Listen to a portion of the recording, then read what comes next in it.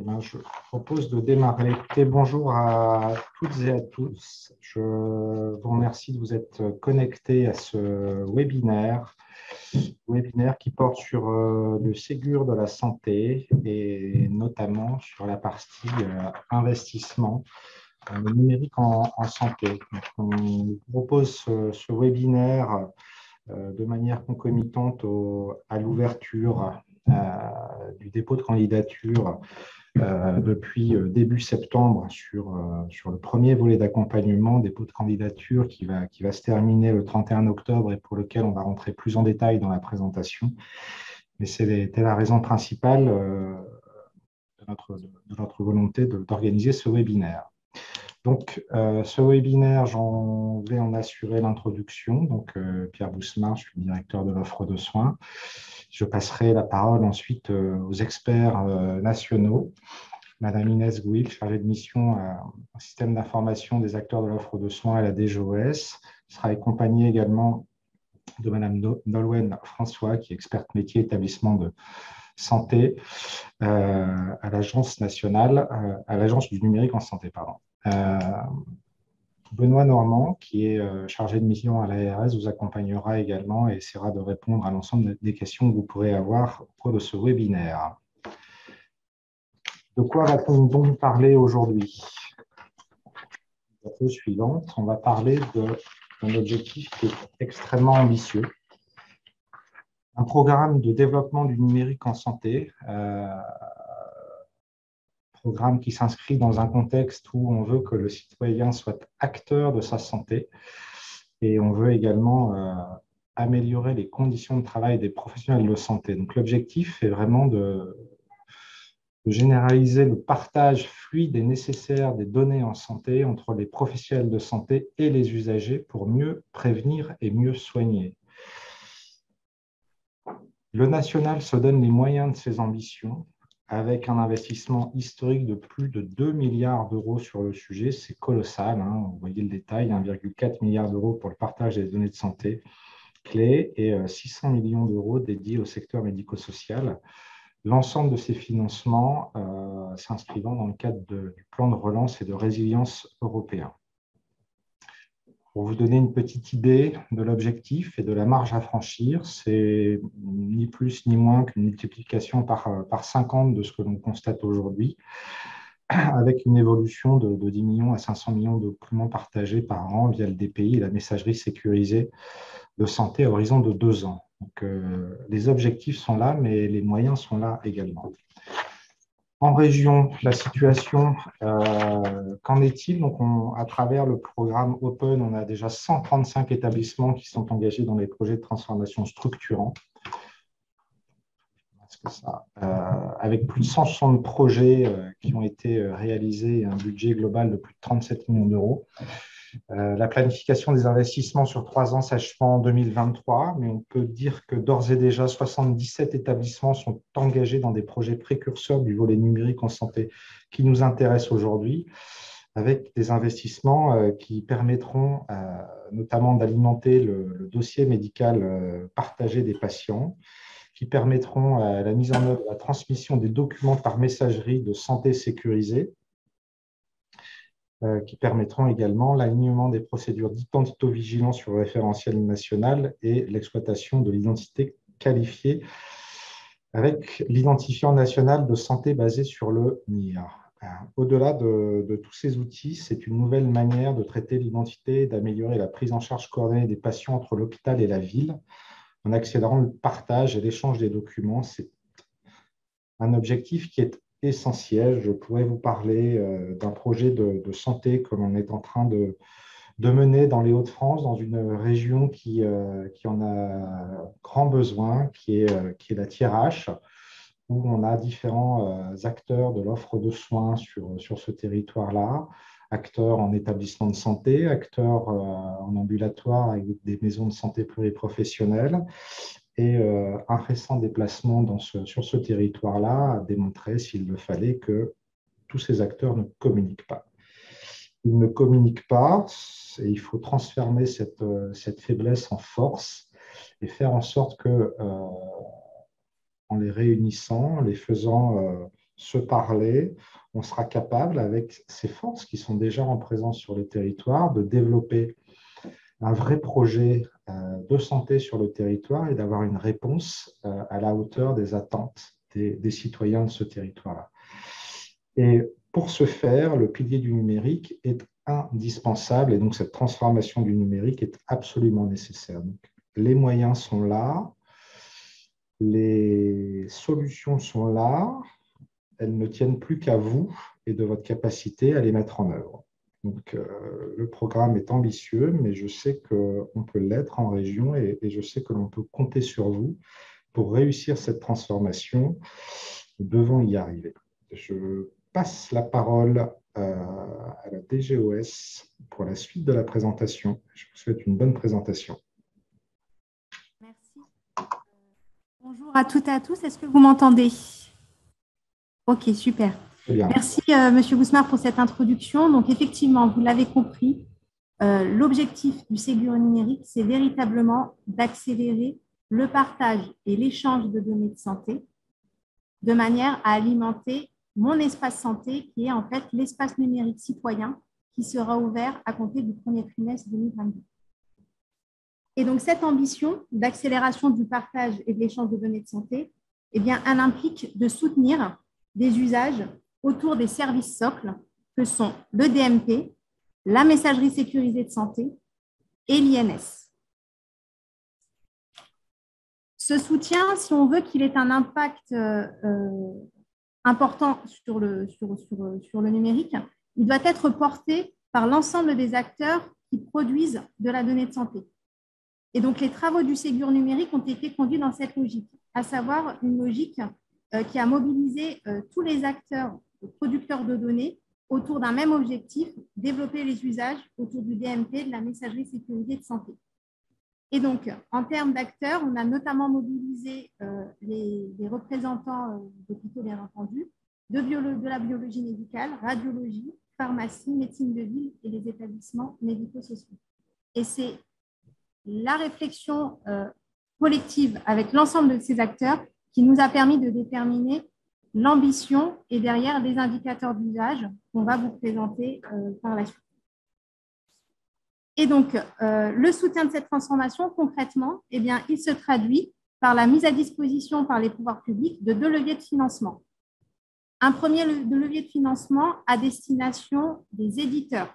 Et c'est là la nouveauté justement du Ségur numérique par rapport à ce que vous avez pu connaître dans le cadre du programme Open. Là, on a vraiment la volonté d'avoir en fait une action systémique dans le cadre de la transformation numérique. Et donc, on souhaite agir directement auprès des éditeurs en leur fournissant des financements, directement des éditeurs, mais bien sûr indirectement également aux établissements de santé.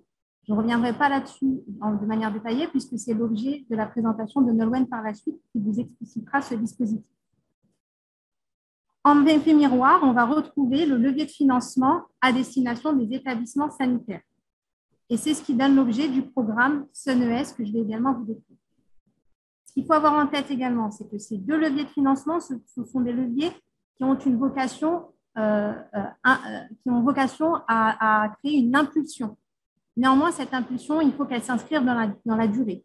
Et donc, cette pérennité, on va aller la chercher à travers des mesures telles que l'inscription en termes d'opposabilité d'exigences fonctionnelles et techniques qui pèseront sur les éditeurs. Et côté établissement de santé, eh bien, les indicateurs qui émaneront du programme SUNES auront vocation à intégrer le dispositif IFAC de manière à intégrer en continu l'exigence de montée en maturité numérique des établissements. Voilà la logique, une logique vraiment systémique, à la fois avec une dynamique impulsée par des financements à court terme et derrière une réflexion plus pérenne sur comment finalement on fait en sorte d'inscrire cette impulsion dans la durée. Ces 2 financements, donc, ils s'incarnent à travers 2 programmes de financement, le programme SUNES et le dispositif SOS. Je ne rentre pas dans le détail puisque c'est l'objet de nos présentations par la suite. Voilà pour la partie contexte. Donc, en synthèse, un Ségur numérique issu de la concertation autour du Ségur de la santé et un Ségur numérique qui inscrit une ambition forte du développement, du partage et de l'échange de données sécurisées en développant les usages autour du DMP, la messagerie sécurisée de santé et de l'INS. Alors, si on fait un peu plus sur le programme SUNES. Donc, le programme SUNES, son objectif, c'est d'encourager l'usage des outils socles que sont l'INS, le DMP et la MSS, dans l'objectif in fine d'alimenter l'espace numérique citoyen de demain qui s'appelle Mon Espace Santé. C'est un financement direct aux établissements sanitaires et exclusivement sanitaires, conditionné à un certain nombre de critères d'éligibilité et parmi ces critères figure l'atteinte de 6 prérequis et ensuite l'atteinte de cibles d'usage. Le programme SUNES s'inscrit dans la continuité d'Open dans le sens où en fait, il repose sur une logique d'usage. Et donc, comme pour Open, on a déterminé un certain nombre d'indicateurs d'usage, on a déterminé des cibles d'usage à atteindre et donc l'établissement ne pourra bénéficier de son financement forfaitaire que s'il est en capacité d'atteindre ces cibles d'usage. Dans ce sens, on s'inscrit dans la continuité du programme Open. Pour autant, l'attribution par le passé de financement H12, hôpital numérique Open, ne constitue pas un critère d'exclusion au programme SUNES. Donc là, on fait écho au fait qu'on a voulu inscrire le programme SUNES dans une dimension inclusive. La dimension inclusive, ça veut dire qu'on s'est donné les capacités financières de pouvoir financer tout établissement qui se porterait candidat au programme SUNES dès lors qu'il répond aux 6 prérequis du programme SUNES. C'est donc, dans ce sens, une vraie opportunité pour les établissements de candidater sur ce programme-là. Enfin, en termes de gouvernance, c'est un programme donc, qui est piloté au niveau national par la délégation du numérique en santé qui porte l'ensemble du volet numérique du Ségur. Et l'ADNS a confié à la DGOS le pilotage opérationnel du programme SUNES. Et ce pilotage opérationnel, bien entendu, il est articulé avec les agences régionales de santé qui sont, quant à elles, chargées du pilotage régional du programme SUNES. Donc, concrètement, d'un point de vue établissement, vos relais de proximité, vos relais de première intention, ce sont les ARS. Concernant la segmentation du programme et son enveloppe financière, c'est un programme qui est financé à hauteur de 210 millions d'euros, ventilé autour de 2 volets qui ciblent finalement les objectifs d'usage qu'on souhaite porter.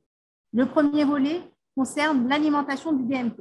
Et donc, à travers ce volet, on va souhaiter accompagner les établissements dans l'alimentation du DMP en documents de sortie, je reviendrai là-dessus après pour expliciter les documents de sortie, en compte-rendu d'examen de biologie et en compte-rendu d'examen d'imagerie. Et donc, ces 3 domaines constituent les domaines qui composent le volet 1, alimentation du DMP. On a un deuxième volet qui porte du coup sur le deuxième service socle qui est la messagerie sécurisée de santé, avec la nouveauté qui est qu'on introduit la messagerie sécurisée de santé citoyenne. Et donc, votre région fait partie justement d'une des régions pilotes qu'on a sélectionnées pour mener quelques expérimentations sur la messagerie sécurisée de santé citoyenne. Et de cette expérimentation naîtra un bilan qui nous permettra de définir ensuite des indicateurs d'usage qu'on mettra à la généralisation de l'ensemble du territoire. Et c'est cette généralisation qui nous permettra derrière de réaliser une seconde instruction avec un second volet d'accompagnement financier à hauteur de 52 millions d'euros.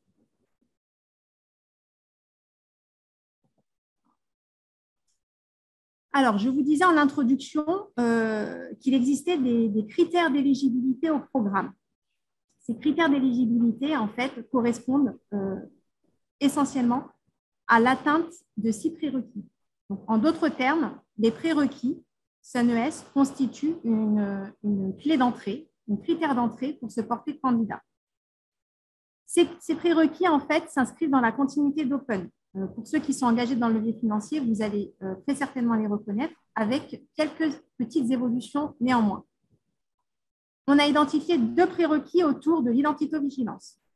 Un premier prérequis sur la cellule d'identitovigilance opérationnelle qui correspond exactement à celle qui existe dans le cadre du programme Open. Un second prérequis qui est là et nouveau, qui n'existe pas dans le cadre du programme Open et qui en fait vise à mesurer l'appropriation du référentiel national d'identité-vigilance RNIV1 et RNIV2 par les établissements de santé. Et donc, cette appropriation, elle prend la forme d'un questionnaire qu'on vous demande de remplir au moment où vous remplissez votre formulaire de candidature. Et ce questionnaire, en fait, nous permet finalement de nous assurer que, d'une part, le RNIV1 et le RNIV2 ont été lus, et d'autre part, que vous avez également commencé à réfléchir à la manière de mettre en œuvre les préconisations de ces deux référentiels. Ensuite, on retrouve deux prérequis autour de la sécurité. Donc, ces deux prérequis sont déjà présents dans le programme Open. Donc, le premier, exactement à l'identique. Le deuxième intègre une petite évolution. Il s'agit de l'audit externe de cybersurveillance. Donc là, on ne se contente plus de demander un bon de commande. On demande en fait la réalisation effective de l'audit externe de cybersurveillance pour que le prérequis soit considéré comme atteint. Avec la nuance suivante, pour la première fenêtre de financement, on accepte effectivement un bon de commande à la condition que ce bon de commande prévoit une réalisation avant le 31 décembre 2021, c'est-à-dire avant la première fenêtre de financement. Et enfin, les deux derniers prérequis concernent l'échange et le partage d'informations. Donc, en fait, on veut nous assurer que les établissements disposent des connecteurs qui leur permettent d'alimenter le DMP et qui s'inscrivent également dans l'espace de confiance MS Santé. Et ces deux derniers prérequis sont exactement le reflet de ce qui existe également dans le cadre du programme Open. Et donc, dès lors que votre candidature atteste du fait que vous avez atteint les 6 prérequis, votre dossier peut être validé par l'ARS. Concernant les cibles d'usage à atteindre, donc, comme je vous le disais, le programme est segmenté autour de 3 domaines. Le volet 1, autour de 3 domaines. Donc, concernant le domaine 1, je le rappelle, qui concerne l'alimentation du DMP en documents de sortie. Derrière les documents de sortie, on retrouve la lettre de liaison de sortie, l'ordonnance de sortie et le compte-rendu opératoire. La question m'a déjà été posée, et du coup, j'en profite pour apporter la réponse, même si elle n'a pas encore été posée dans le cadre de ce webinaire. Lettre de liaison et ordonnance de sortie sont 2 documents distincts, c'est-à-dire que l'un n'absorbe pas l'autre. On attend bien 2 documents distincts. Concernant le compte-rendu opératoire, seuls les établissements qui disposent, en fait, qui réalisent une activité chirurgicale donnant lieu à des comptes rendus opératoires sont bien entendu éligibles pour ce domaine. Enfin, pour juste l'alimentation DMP en compte rendu opératoire. Bien entendu, ceux qui n'ont pas de compte rendu opératoire peuvent totalement candidater au domaine 1 sur les indicateurs, lettre de liaison et ordonnance de sortie. Ensuite, on va retrouver donc sur le domaine 2, la biologie, l'alimentation du DMP en compte-rendu d'examen de biologie avec une exigence en termes de structuration puisqu'on attend le CDR2 niveau 3. Et enfin, l'alimentation du DMP en compte-rendu d'examen d'imagerie. Et donc là, vous voyez qu'effectivement, en fonction des fenêtres de financement qui correspondent en fait aux fenêtres temporelles sur lesquelles vous pensez atteindre les cibles d'usage, il y a une évolution dans le temps en termes de pourcentage. Et donc, plus finalement vous vous positionnez tard dans le programme, plus l'exigence autour de l'atteinte de la cible d'usage sera élevée. D'où l'encouragement, en fait, le fait de vouloir encourager les établissements à se positionner le plus tôt dans le programme, puisque en se positionnant justement tôt dans le programme, eh bien, ils bénéficieront d'un montant forfaitaire plus intéressant, couplé à une exigence des cibles un peu moins ambitieuse que sur la fin du programme. On y reviendra après.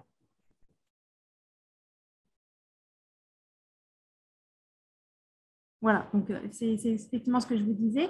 Le programme CNES repose en fait sur un principe, sur des mécanismes qui visent vraiment à inciter les établissements à s'engager le plus tôt possible dans le programme. Et donc, ce mécanisme, en fait, concerne la progressivité des cibles d'usage dans le temps, croisée à la dégressivité des forfaits. Et donc, c'est cette logique croisée, en fait, de facteurs qui doit normalement encourager les établissements à se positionner le plus tôt dans le programme. Et c'est ce qu'on souhaite vraiment porter au niveau national, que les établissements rentrent dans le programme dès lors que, bien entendu, ils ont atteint les prérequis, qu'ils puissent rentrer dans le programme le plus rapidement possible, car ce sera plus bénéfique pour eux. En termes de montant forfaitaire, alors en termes de logique de calcul, on s'inscrit exactement dans la même logique qu'Open, c'est-à-dire que les montants forfaitaires ont été calculés en fait sur la base de l'activité combinée 2019, qui sont des chiffres nationaux qui nous sont retranscrits par l'ATI. Et donc, les candidatures doivent se faire à la maille du FINES PMSI. Le FINES PMSI correspond au FINES géographique pour les établissements privés et au FINES juridique pour les établissements publics. Et donc, la notion d'activité combinée, en 2019, elle est présente dans l'O6. On a fait en sorte de charger les activités combinées 2019 dans chacune de vos fiches O6. Si vous ne les voyez pas, n'hésitez pas à nous adresser un mail à l'adresse nationale que je vous évoquerai plus tard. Et si vous voyez qu'effectivement, vous ne comprenez pas forcément la valorisation, on peut également vous apporter des explications, notamment par exemple sur la partie du SLV. Voilà. Donc, n'hésitez pas à revenir vers nous, mais voilà, le montant forfaitaire est bien établi sur la base de l'activité combinée. Et en fait, l'activité combinée nous permet derrière de classer les établissements selon différentes catégories, donc, que vous voyez à l'écran, A, B, C, D.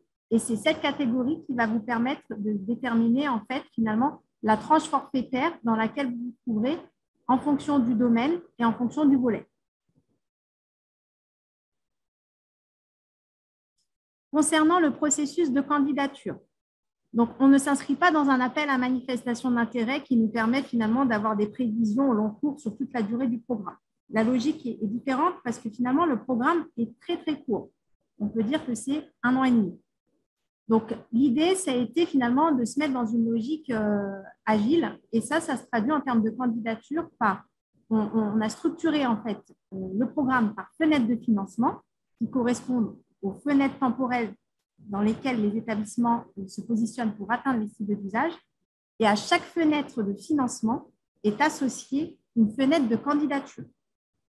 En l'espèce, sur la fenêtre 1, qui est la fenêtre où les établissements doivent atteindre les cibles d'usage entre le 1er janvier 2022 et le 30 juin 2022, seuls ces établissements qui pensent être dans cette fenêtre-là sont autorisés à candidater entre le 1er septembre 2021 et le 31 octobre 2021. Et ensuite, vous avez la période d'instruction des ARS qui débute au 1er septembre pour se terminer au 31 décembre. Et en fait, c'est à chaque fois la même mécanique en fonction de la fenêtre de financement. Donc, voilà, donc seuls les établissements qui pensent être prêts sur la première fenêtre de financement peuvent bien entendu candidater entre le 1er septembre et le 31 octobre. Et donc, vous verrez qu'effectivement, on a mis un certain nombre de documents sur le site de la DGOS. On a créé une page SUNES dans laquelle, en fait, on explicite de manière détaillée le fonctionnement du programme et détaillé justement cette mécanique de candidature. D'un point de vue très opérationnel, comment se passe une candidature? Il faut vous rendre sur le site Démarche simplifiée.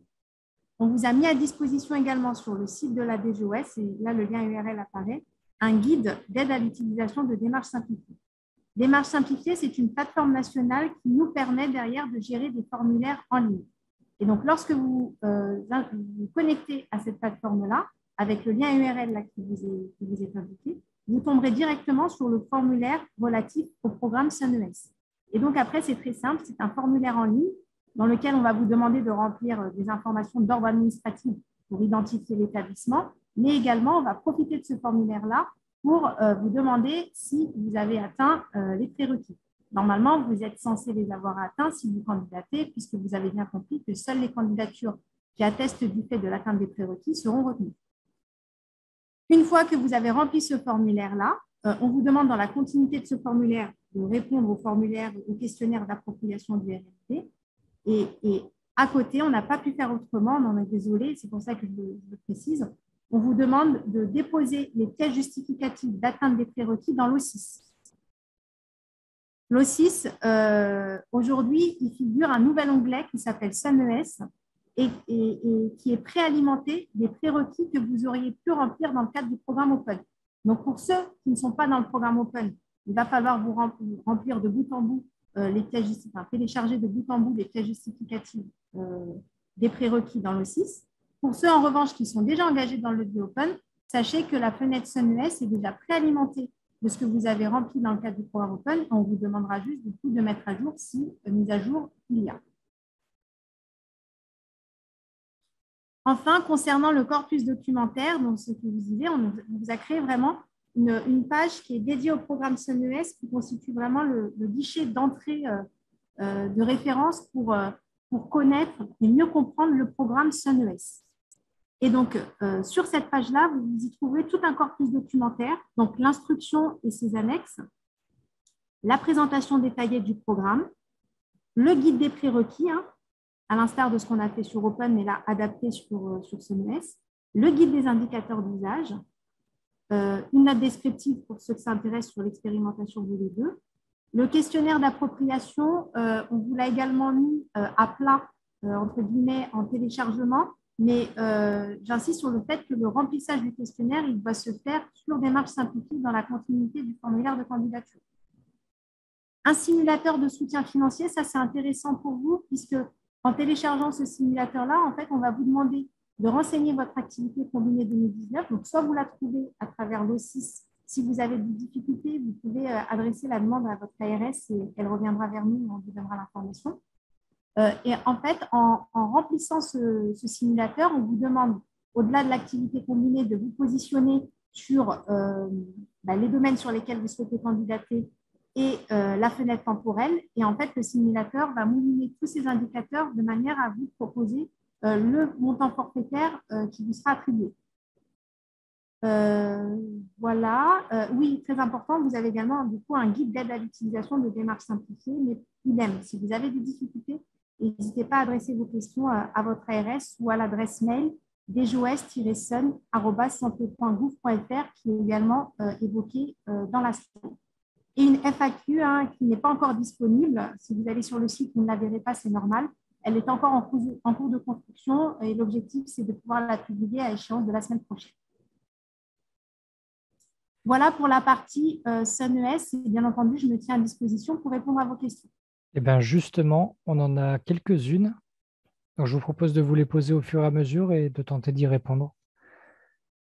On a Madame Requier, donc de la clinique du Parc Saint-Lazare à Beauvais, qui est la nouvelle directrice, qui a fait remonter un incident qui était apparemment remonté à la CPAM d'alimentation de documents vers le DMP. Elle voulait savoir si cet incident, cette difficulté était connue, ce dysfonctionnement, et s'il y avait quelque chose qui était fait pour résoudre ce problème, parce que ça l'empêche à ce jour de se mettre en conformité pour déposer une candidature SUNES.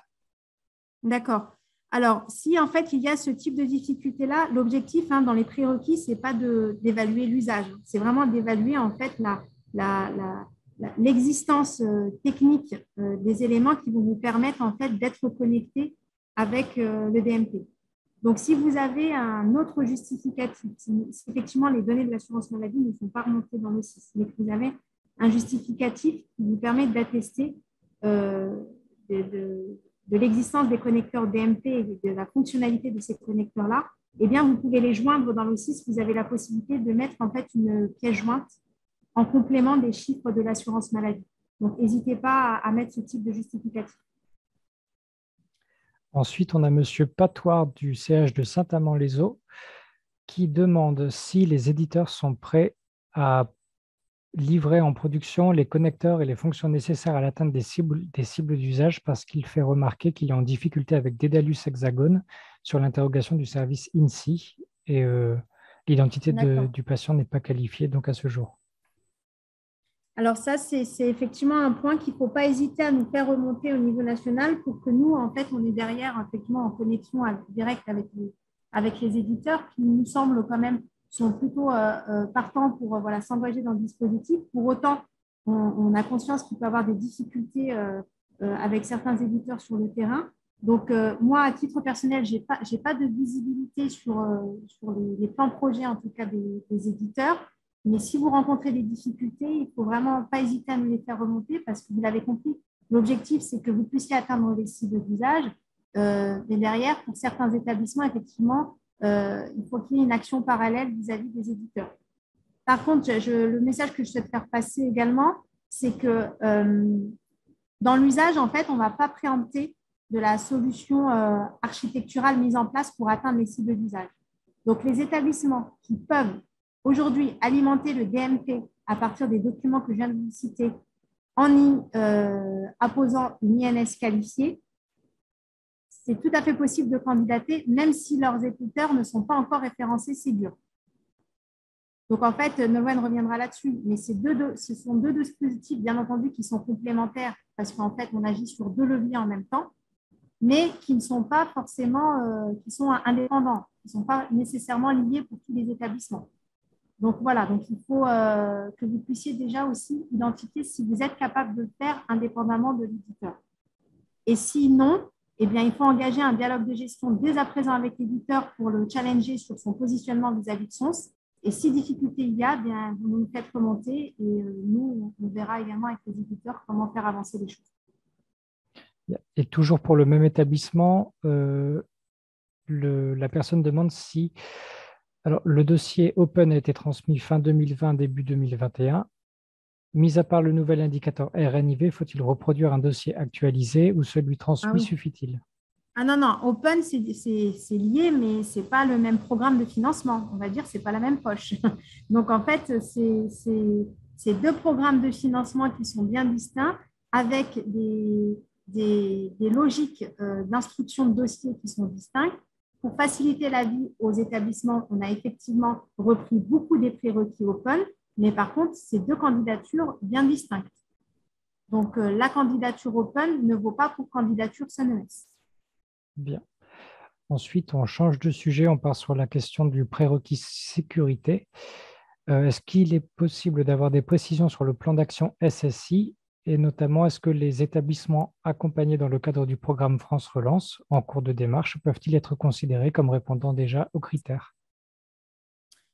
Alors, sur ça, je ne pourrais pas y répondre. Il faudrait que je me rapproche de l'expert sécurité au niveau de la DGOS pour apporter cette réponse-là. Plutôt que de dire des bêtises, je préfère revenir vers vous avec une réponse éclairée. Il y avait une autre question. Si l'audit de sécurité a été déjà réalisé en 2020, est-ce qu'il est valable? Alors, 2020, oui, il est valable. Par contre, la date d'antériorité maximum, c'est 2020. C'est-à-dire qu'un audit qui aurait été réalisé en 2019 ne passe pas. Donc, antériorité limite à 2020. Bien.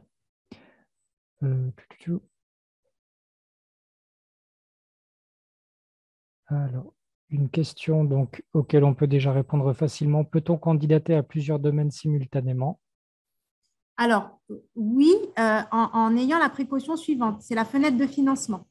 Si en fait, vous voulez vous positionner sur les trois domaines, sur la même fenêtre temporelle de financement, vous faites effectivement une candidature pour la fenêtre.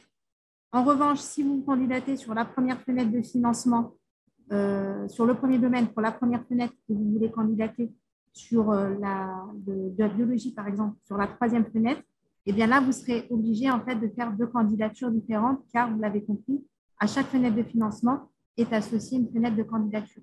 Sur la partie domaine 2 et domaine 3, seuls les établissements qui disposent en propre d'un plateau d'imagerie et de biologie sont éligibles à candidater sur le domaine 2 et 3. Donc, ça veut dire qu'en fait, le plateau doit avoir le même finesse juridique que l'établissement porteur qui abrite le plateau. Et toujours un peu dans la même veine, peut-on candidater pour la partie sanitaire et la partie médico-sociale de façon indépendante? Ah oui, ce n'est pas couvert par le même programme de financement, c'est ESMS numérique, donc pas de souci à ce que l'établissement, dès lors qu'il a une activité qui convient aux deux programmes, eh bien, il peut candidater sur les deux programmes de financement, ce ne sera pas limité. Et si on repart sur les fenêtres, la question des fenêtres, quelle sera la période d'observation des usages dans le cadre d'une fenêtre? 1 mois pour chacune des fenêtres et pour chacun des indicateurs. Donc, sur chaque indicateur d'usage, la période d'observation est de 1 mois. Bien, alors, est-ce qu'il reste des questions? L'activité combinée ne correspond pas à l'intégralité de nos activités. Seule l'activité du SSR et pas celle du SSR, UCC et USLD. Est-ce normal ou est-ce possible de corriger?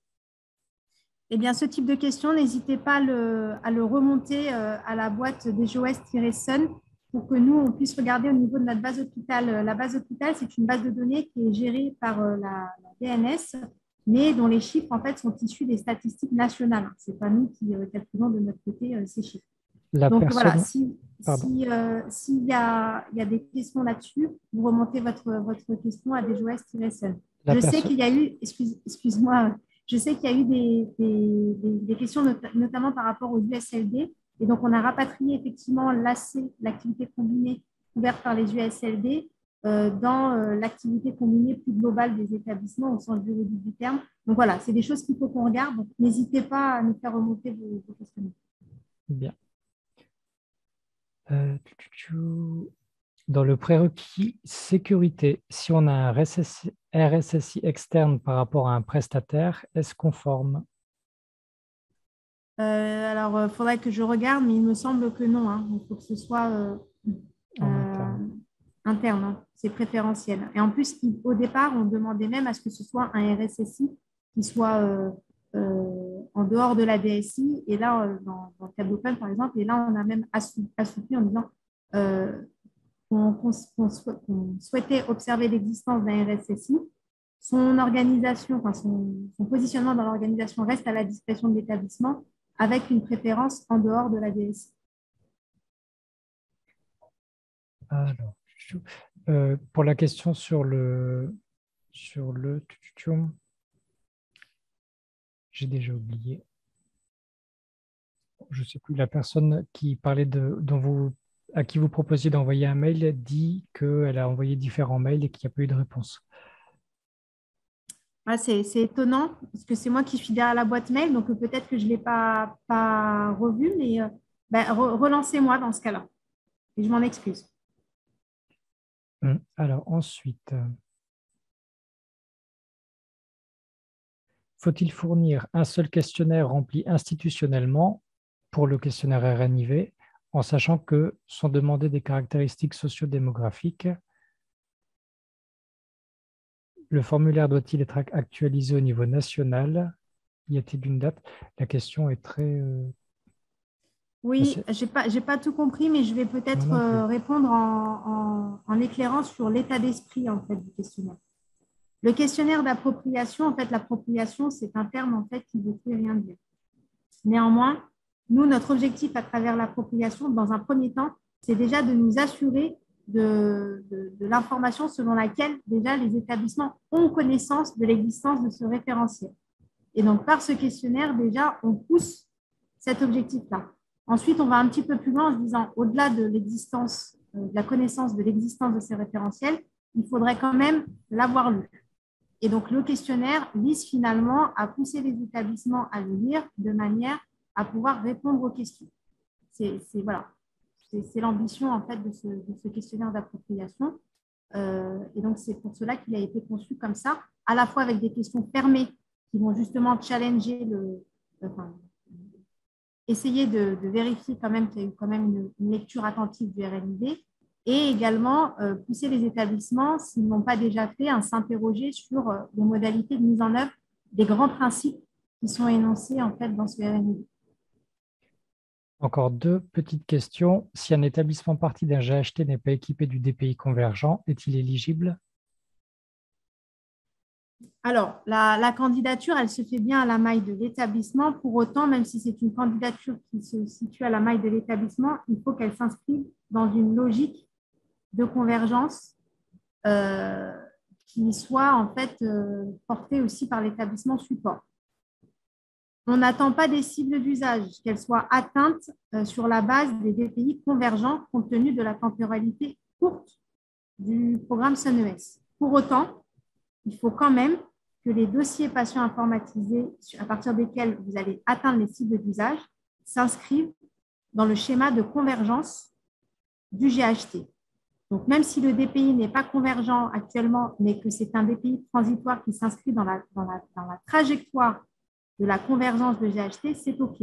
En revanche, si c'est une solution logicielle qui est orthogonale avec l'objectif de convergence, eh bien là, par contre, ce ne sera pas OK. Bien.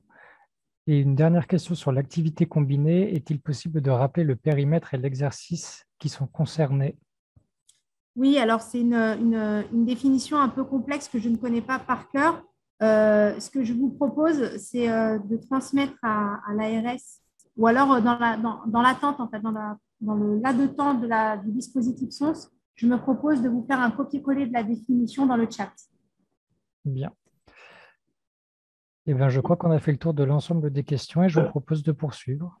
Pas tout à fait, Rémi. En fait, Pardon. il reste une petite question sur la SSI. Pouvez-vous préciser ce qui est attendu par plan d'action SSI réalisé? Je pense qu'il s'agit d'une allusion à l'instruction 309. C'est ça. En fait, vous aurez l'annexe.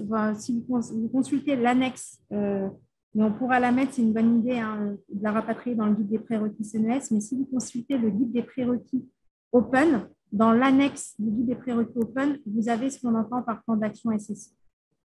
La liste des actions attendues et la temporalité attendue pour chacune de ces actions.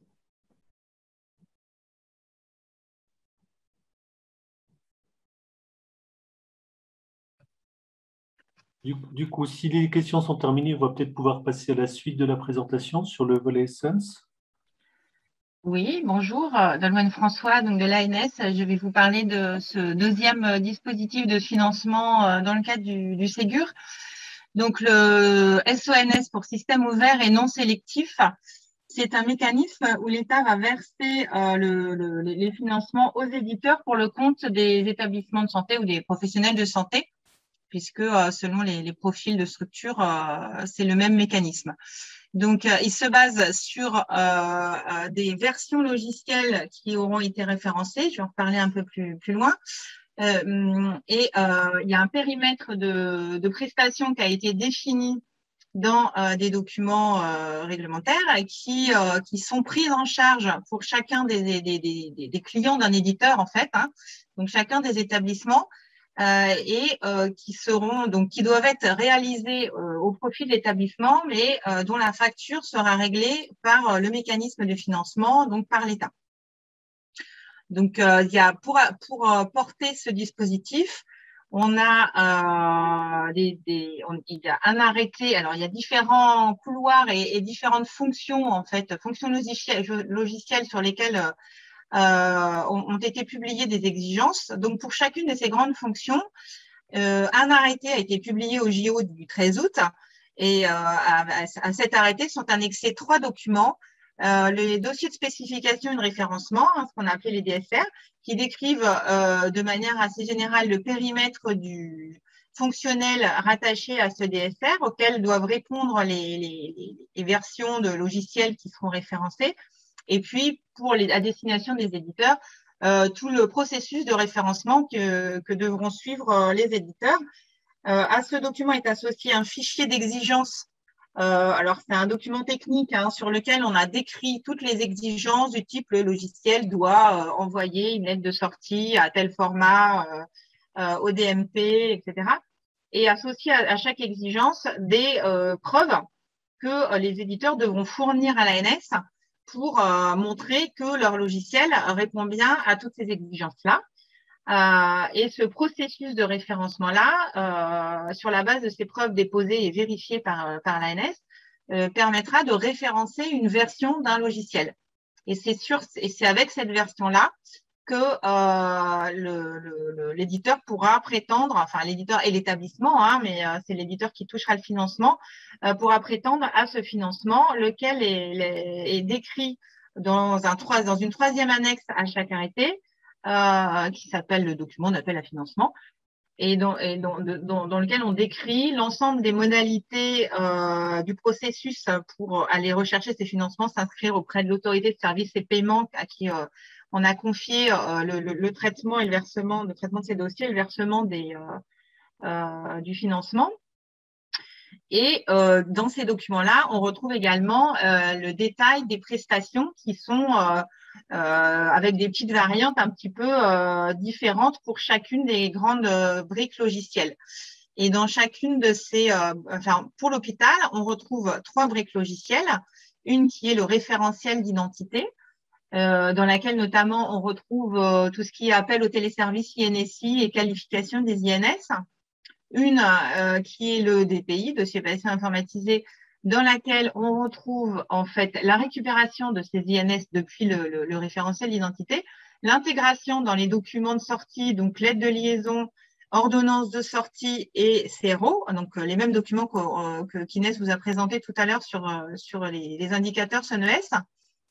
Et une troisième brique logicielle qui est ce qu'on appelle la plateforme d'intermédiation, qui est en fait la fonction d'envoi et réception des documents à l'extérieur du système d'information. C'est-à-dire, c'est la fonction qui va prendre les documents et les envoyer au bon format, au DMP et par la messagerie sécurisée de santé.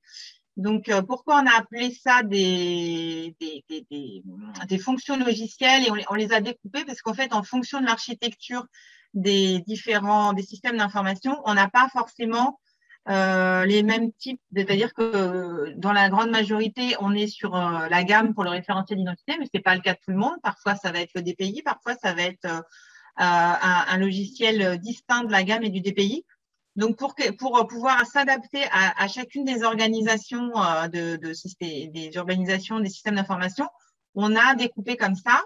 Ensuite, libre à chacun des établissements de choisir en fonction de travailler avec un ou plusieurs éditeurs au regard de leur système d'information et de la façon dont il est construit. Donc, ce qu'il faut bien retenir sur ce financement-là, donc vous aurez, on va revenir dans le détail après, enfin un peu plus dans le détail, mais le travail à fournir administratif et pour entrer dans le processus, il est du côté des éditeurs. Ce sont eux qui, sur la base des devis ou des commandes que vous aurez passées des prestations Ségur, ce sont eux qui toucheront les financements. Donc, vous passez la commande, mais ce n'est pas vous qui versez l'argent à l'éditeur. Et dans la limite de ces prestations qui sont décrites dans le détail dans les appels à financement, il n'y a pas de reste à charge pour les établissements. Donc là, les établissements restent maîtres du choix de l'éditeur, je viens d'en parler. Hein, c'est donc à vous de voir comment est fait votre système d'information. Et d'autre part, dans la mesure où un seul éditeur peut être financé pour une des fonctions décrites, si vous avez 2 dossiers patients dans votre établissement pour une raison X ou Y, un dossier de spécialité, un seul des DPI pourra être financé. Vous ne pourrez pas bénéficier de ce financement sur les prestations de Ségur pour deux éditeurs avec le même remplissant la même fonction dans votre établissement. Quelque chose d'important à retenir, c'est que les seules commandes valables sont celles qui sont passées après la publication des arrêtés au journal officiel, donc après le 13 août, dans la mesure où le dispositif n'existait pas avant, donc il n'est pas rétroactif. En revanche, on peut, à l'opposé, valider des commandes auprès d'un éditeur avant qu'il soit référencé, parce que pour l'éditeur, la condition obligatoire pour pouvoir bénéficier de ce financement, c'est bien d'avoir été référencé. Mais on peut néanmoins passer commande auprès de son éditeur dans la limite de 120 jours calendaires. À l'issue de ces 120 jours, il doit avoir déposé ses preuves pour être référencé auprès de l'ANS. Et dans cette limite-là, il est possible pour les établissements de signer des bons de commande. Pourquoi on fait ça? Pour ne pas bloquer d'abord tous les processus et pour ne pas bloquer la planification des projets. D'autant que si vous avez plusieurs éditeurs, là jusqu'à 3 sur le périmètre dont on vient de parler, mais on a aussi le RIF pour les plateaux, si on reprend l'ensemble des domaines, et Inès les a cités tout à l'heure. On a aussi un DSR pour les RIF et on en a aussi un pour les systèmes de gestion de laboratoire et on a même un troisième qui est la transcodification LOAC qui rentre aussi dans le périmètre des laboratoires. Donc, ça veut dire que potentiellement, il y a pas mal de monde à coordonner, que ce soit vous en interne sur toutes les personnes qui seront impliquées dans le projet, mais aussi vos éditeurs, puisqu'à la fin, pour que le solde du financement soit versé à l'éditeur, vous devez avoir validé le bon fonctionnement de l'ensemble de la solution. Et forcément, s'il y a un enchaînement et qu'on est dépendant, on est premièrement dépendant de la qualification des INS. Si on n'a pas cette première étape, on ne pourra pas valider la fin du projet pour tous les éditeurs. Donc, il y a vraiment un point d'attention fort sur la coordination de l'ensemble des acteurs dans le temps imparti. Donc, sur la diapo suivante, on voit le processus en fait que va suivre chacun des acteurs et à quel moment chacun intervient. Donc, cette première étape de référencement qui se passe entre l'éditeur et l'agence l'ANS, donc avec une première étape où on va vérifier que c'est bien l'éditeur qui rentre dans le champ du périmètre pour lequel il veut candidater. Ensuite, il y a toute la phase d'instruction des preuves qu'il aura déposées et puis, in fine, le référencement obtenu. Une fois qu'il a ce référencement, donc, vous l'aurez compris, la partie rédaction, signature du devis peut éventuellement se faire en amont, mais c'est l'élément qui, pour l'éditeur, il faudra le référencement, l'attestation du référencement et le devis validé ou votre bon de commande. C'est ces documents qui, auprès de l'autorité de services et paiements, permettront le déclenchement de 30% à l'ouverture du dossier et du solde à la fin. Alors, pour avoir le solde à la fin, il devra fournir la validation d'aptitude que vous aurez, vous, signée qui atteste du bon fonctionnement de l'ensemble des éléments. Ça, c'est pour les étapes. Et sur la diapo suivante, on voit les différentes étapes du point de vue de l'établissement, puisque là, vous aviez tout, mais du point de vue de l'établissement, il y a beaucoup de étapes qu'on ne voit, enfin, dans lesquelles l'établissement n'est pas impliqué, puisque là, on commence même en amont, on commence par solliciter son éditeur pour être bien certain qu'il s'engage dans le processus et avoir une idée aussi de la période à laquelle il compte s'inscrire et se faire référencer. Et la deuxième étape, c'est donc pour l'établissement de valider le devis et de passer commande auprès de son éditeur ensuite, ou de ses éditeurs du coup, pour pouvoir planifier l'ensemble des intervenants et ensuite du coup déployer le projet. Une fois que tout est déployé, l'établissement signe la validation d'aptitude et puis ensuite peut utiliser. Donc, on rentre après dans le cadre d'un projet tout à fait classique, j'ai envie de dire, en termes de gestion de projet vu de l'établissement, bon de commande, déploiement, validation d'aptitude et puis c'est l'éditeur, en revanche, qui, lui, va faire payer sa facture par l'ASP en fin de projet. Donc, les prestations qui entrent dans ce périmètre de financement. Alors, si vous avez un peu de temps pour aller, et je vous le conseille d'aller ouvrir ces documents d'appel à financement, vous retrouverez systématiquement dans le paragraphe 4.3 le détail des prestations qui sont prises en compte, ce qui vous permettra de valider aussi le contenu dans la commande que vous aurez passée auprès de votre éditeur. Donc, la première chose, c'est la licence d'utilisation de la version. Donc, on parle bien d'une version et non pas d'un logiciel en tant que tel, dans la mesure où ce financement n'a pas vocation à financer à payer un changement total de logiciel. C'est-à-dire que là, on dépasse carrément le périmètre Ségur. Donc, c'est vraiment dans la limite de la version qui est référencée chez votre éditeur. Et donc, dans l'utilisation, alors, il y a beaucoup de contrats qui sont passés avec les éditeurs qui incluent en fait dans la maintenance l'utilisation, enfin l'installation ou en tout cas le bénéfice des nouvelles licences. C'est pas le cas de tous les contrats. Donc, si c'est déjà inclus, de toute manière, il n'y a pas de nouvelle facturation sous prétexte qu'il y a le Ségur. Vos relations contractuelles, nous, on n'entre pas dans les relations contractuelles que vous avez avec votre éditeur. Et donc, il faut aussi se baser sur les contrats que vous avez pu passer avec eux. Mais ce qui est clair, c'est que l'ensemble de ces prestations doivent vous être fournies sans qu'il y ait aucun surcoût et en cohérence avec votre contrat en cours avec votre éditeur.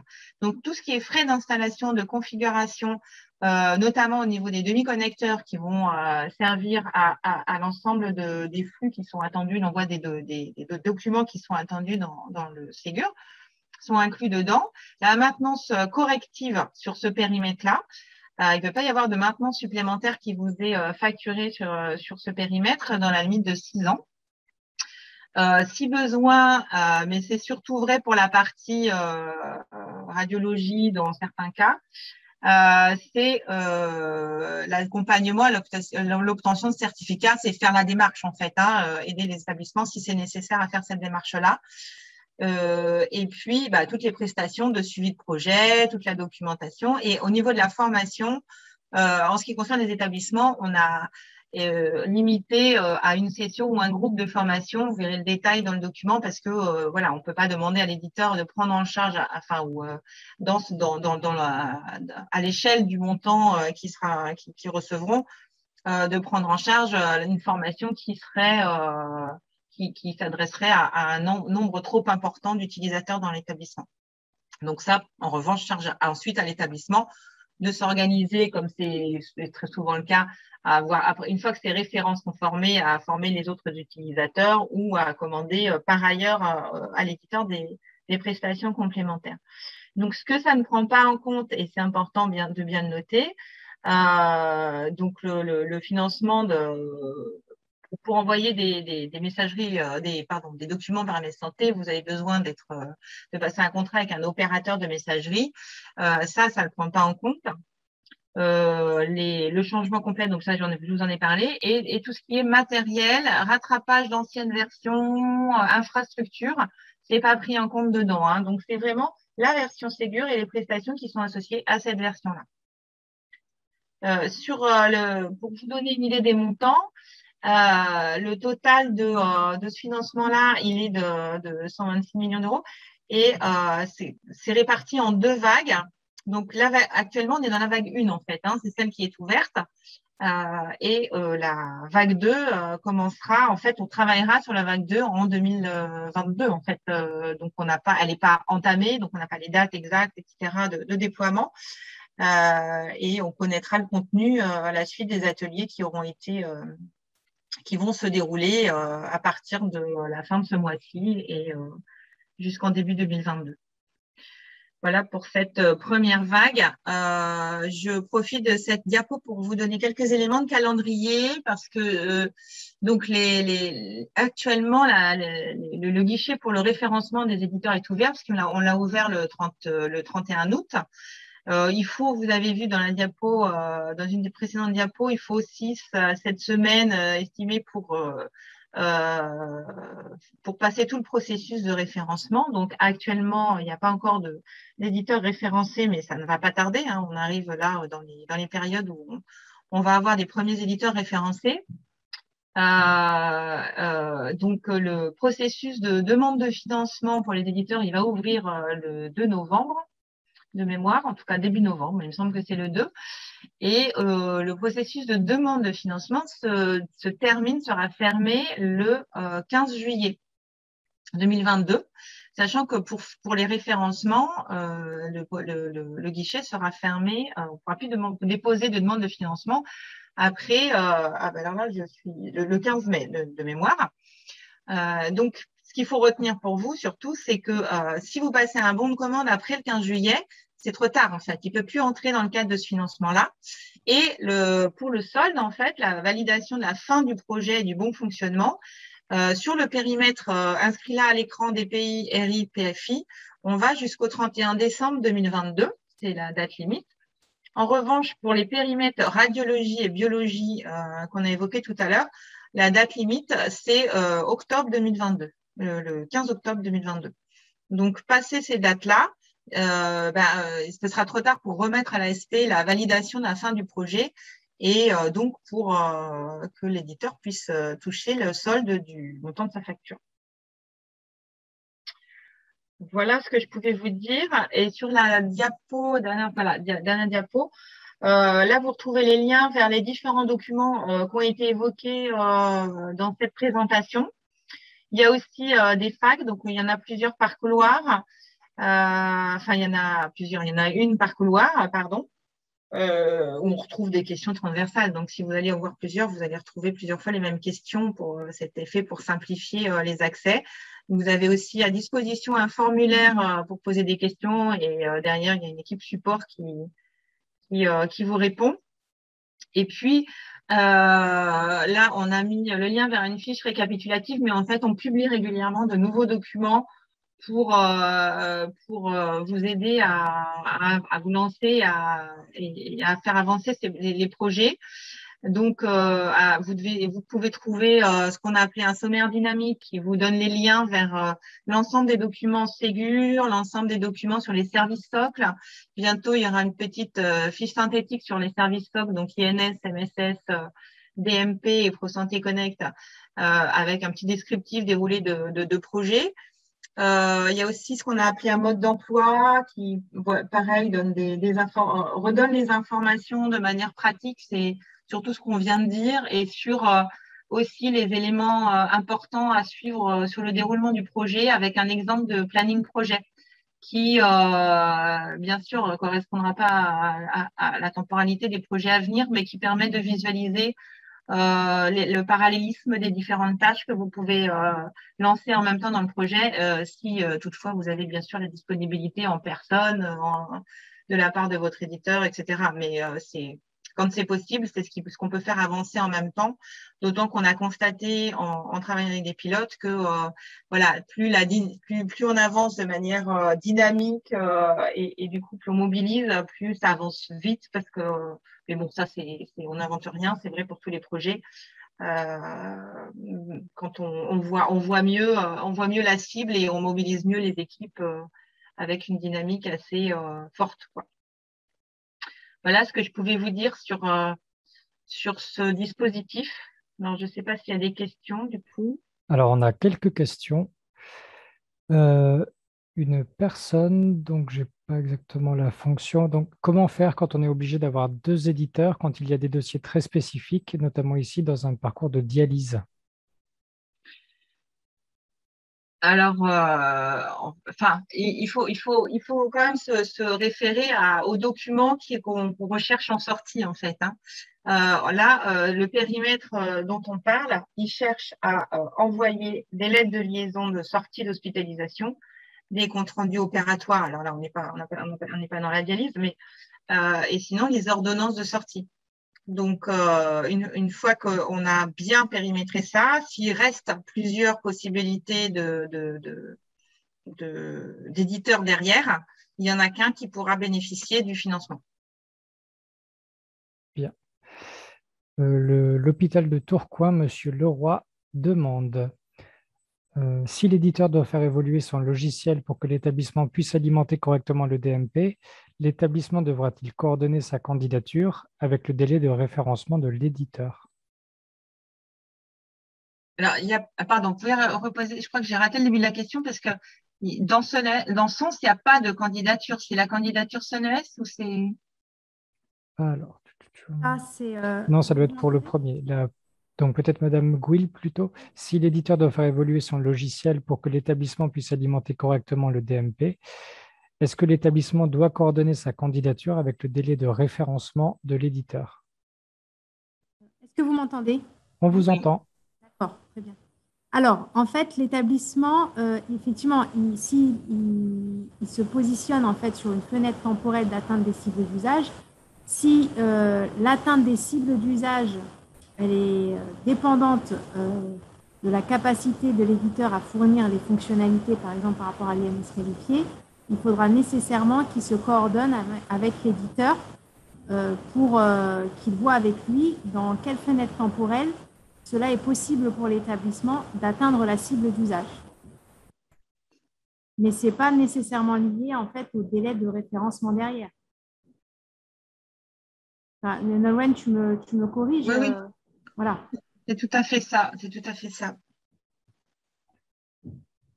Et les exigences sur le programme SONES sont éventuellement différentes dans le référencement. On est allé un petit peu plus loin sur des exigences de format et de fonctionnalités offertes par le logiciel.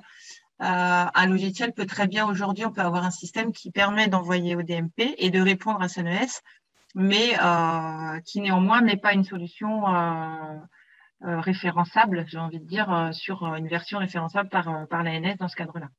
Nous, dans SONES, on va vraiment mesurer les usages et pas en fait les solutions techniques déployées, c'est-à-dire ce que je disais tout à l'heure. Hein.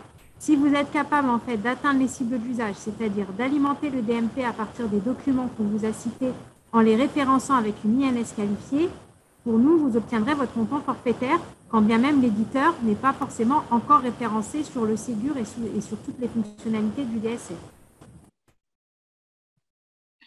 Voilà, donc en résumé, effectivement, si votre éditeur si vous n'avez aucune solution aujourd'hui d'envoi au DMP et que votre éditeur vous annonce une version prochaine qui sera compatible, eh ben, a priori, il faudrait que ce soit la version référencée. Et oui, il faudra se coordonner avec son délai de référencement.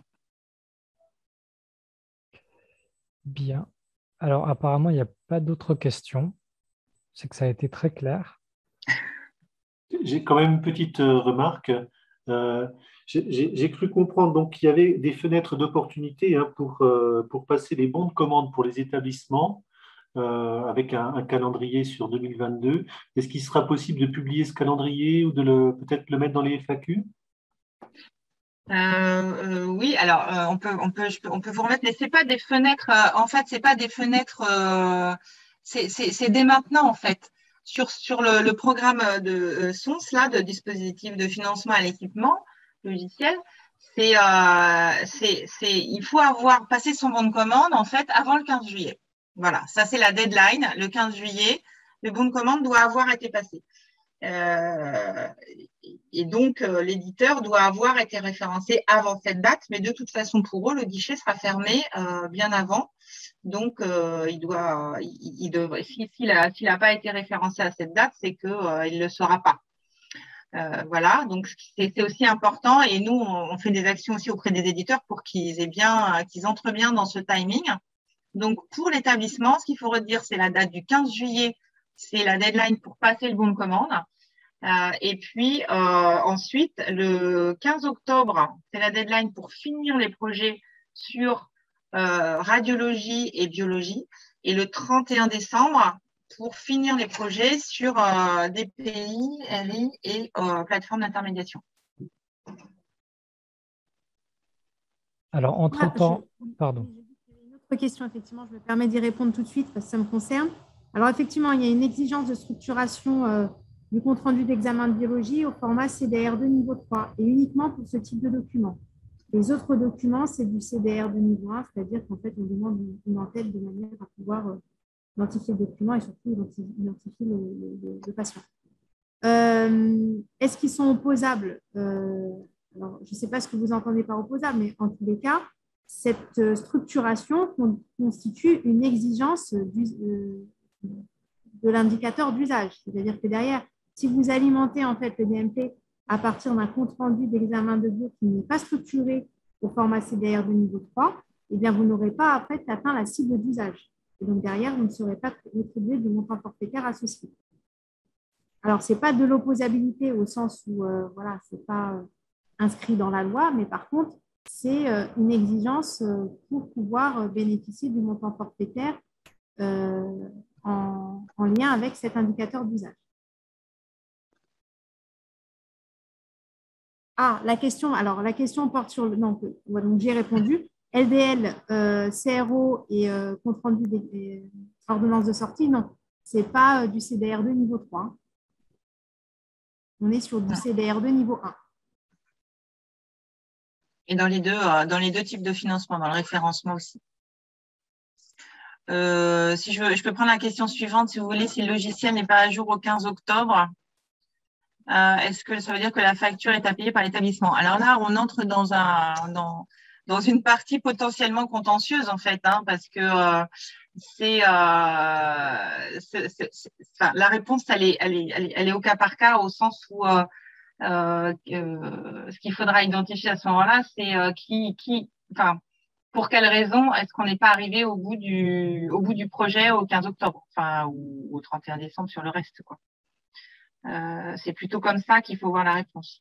Il n'y a pas d'écrit dans les textes qui ont été publiés, les annexes ne décrivent pas qui devra payer à la place de l'État si le projet n'est pas potentiellement l'éditeur doit rembourser si le projet n'est pas terminé.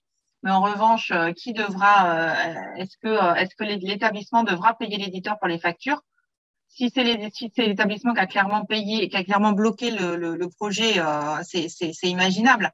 Mais là, on est dans un cadre contentieux et il n'y a pas de texte qui, pour l'instant, explicite ces modalités-là.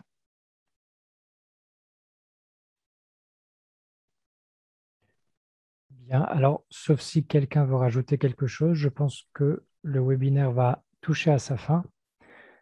pour rappel, si vous avez des questions, donc il y a 2 mails qui vous ont été transmis dans la boîte de dialogue que vous pouvez contacter, donc la DGOS et votre référent SUNES en ARS. Et le webinaire donc, a été enregistré et sera ensuite diffusé pour que vous puissiez le consulter de nouveau si vous avez besoin de le reconsulter. Et je pense que c'est tout. J'en profite du coup pour rappeler que le référent ARS SUNES est vraiment votre point de contact privilégié. Et s'il ne peut pas répondre à son niveau, il escaladera la demande au niveau national. Et le deuxième point d'actualité, je profite de ces webinaires pour vous informer, vous rappeler qu'on organise une journée nationale open le 13 octobre, donc en distanciel, mercredi prochain. Et donc voilà, je vous invite aussi à y participer parce que vous l'avez compris, les sujets open, SUNES sont très liés. On abordera du coup à nouveau SUN, SONS, mais également des thèmes plus transverses comme la cybersécurité ou l'identité-vigilance qui peuvent du coup vous faire également avancer dans les prérequis. Voilà, je vous remercie. Merci à tous.